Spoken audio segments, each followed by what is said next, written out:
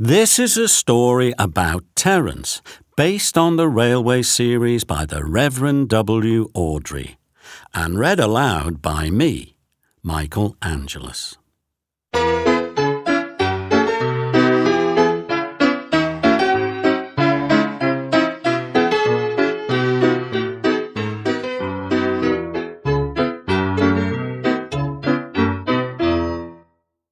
This is a story about Terence the tractor.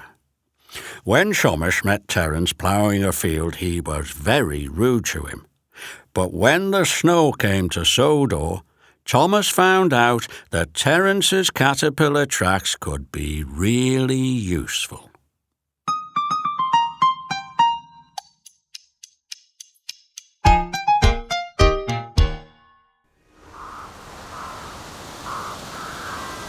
Autumn had arrived on the island of Sodor. The leaves were changing from green to brown, and the fields were changing too, from yellow stubble to brown earth. As Thomas puffed along, he heard the chug, chug, chug of a tractor at work close by. "Hello," said Thomas to the tractor. "I'm Thomas. I'm pulling a train." "Hello," said the tractor. "My name's Terence. I'm ploughing." "What ugly wheels you've got," said Thomas. "They're not ugly. They're called caterpillars," said Terence. "I can go anywhere. I don't need rails." "I don't want to go just anywhere," replied Thomas huffily. "I like my rails, thank you very much."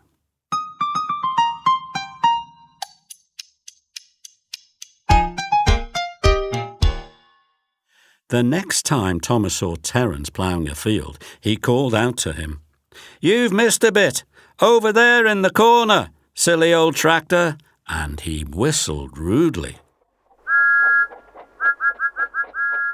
Terence carried on ploughing and didn't reply.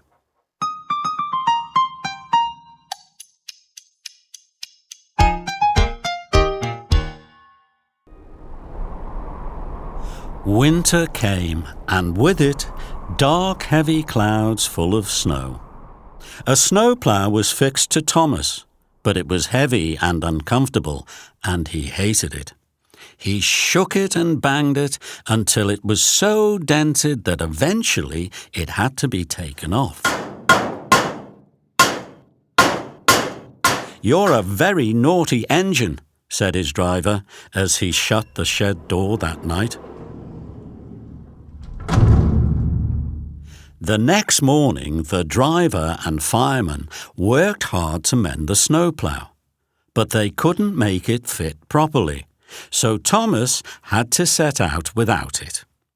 "I don't need that stupid old thing," he said to himself. "Snow is silly soft stuff. It won't stop me." But as he rode along, the snow kept making his wheels spin, and he found it quite a struggle. He passed Terence in a field. "You seem to be having some trouble there," called out Terence. "It's a pity you don't have caterpillars, then the snow wouldn't bother you." This time it was Thomas who didn't reply. "Silly soft stuff, puffed Thomas as he continued on his journey, and he rushed into a tunnel. At the other end, he saw a heap of snow had fallen from the sides of the cutting.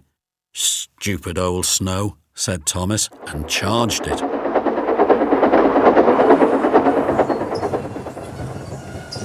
"Cinders and ashes," said Thomas as he ground to a halt. "I'm stuck." And he was. "Oh, my wheels and coupling rods," said Thomas sadly. "I shall have to stay here till I'm frozen." And he began to cry. Just then, who should come chugging along but Terence the tractor? "I heard you were in trouble," said Terence, "so I've come to help." First, Terence pulled Annie and Clarabel away from the snowdrift. "Thank you, Terence, they said. They were very relieved to be free of the snow and were sorry that Thomas had been so rude to Terence. Next, Terence came back for Thomas. He pulled and pulled, but Thomas was buried so deeply in the snow that Terence wasn't strong enough to move him. "I shall never escape," thought Thomas sadly. The driver and fireman tried to dig the snow away from Thomas, but as fast as they dug, more snow slipped down. At last Thomas's wheels were clear, but they still spun helplessly when he tried to move.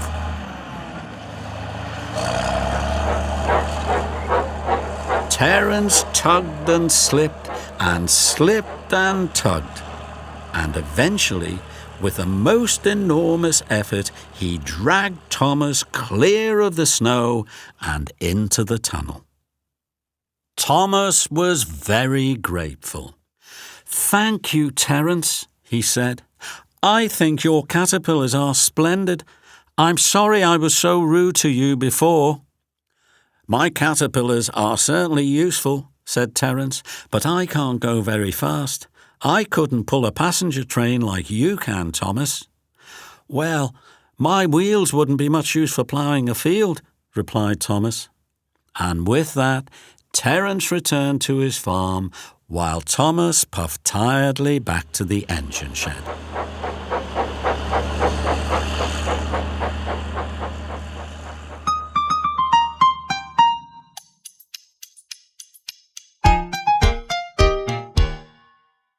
From then on, Terence and Thomas were good friends.